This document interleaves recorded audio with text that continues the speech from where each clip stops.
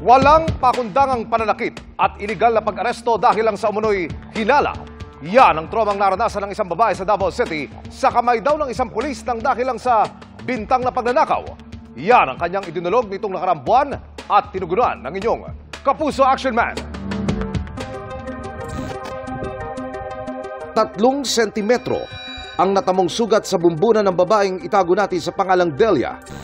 Ito'y matapos hampasin umano ng isang hindi pa nakikilalang pulis mula sa San Pedro Police Station sa Davao City noong 23 ng Setyembre.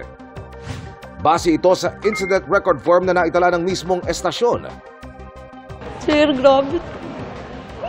Ang trauma ko, sir. Sobra talaga.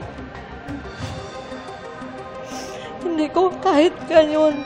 1 month na yan, pero ang trauma ko pabalik-balik ba, hindi. Napagbintangan daw si Delia na nagnakaw ng mga segunda manong damit. At nang dinala siya sa San Pedro Police Station, bigla na lang daw siyang hinampas sa ulo ng isang hindi naka-uniforming pulis. Pinasok ako sa isang room, walang pasabi-sabi, pinukpok agad niya ako. Anong pinagpupok sa inyo? Ratan. Gusto ko lang ng hostesya, sir. Bakit, sir, pinalo agad ako? Ayon kay Delia, nakipagkita lang naman siya sa kaibigan na siyang may dala ng mga segunda manong damit. Kaya di niya matanggap na mauwi sa pag-aresto at pananakitang insidente. Ang kaibigan ko nawala, so totoo siguro nga kinuha niya yan.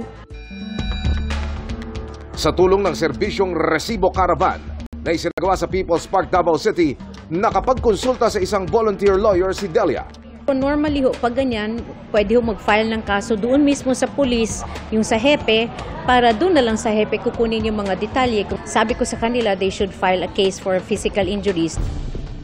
Idinulog din natin ang sumbong sa station commander ng San Pedro Police Station at inirekomenda niyang magsampa ng formal na reklamo si Delia sa PNP Internal Affairs Service para maimbestiga ng insidente.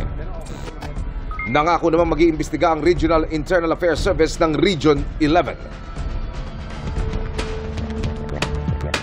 Tututukan natin ang kasong ito, mga kapuso. Para sa inyong mga sumbong, ipadala nyo lamang sa Kapuso Action Man Facebook page. Dahil sa anumang reklamo, pang-abuso o katiwalian, yak may katapat na aksyon sa inyong Kapuso Action Man.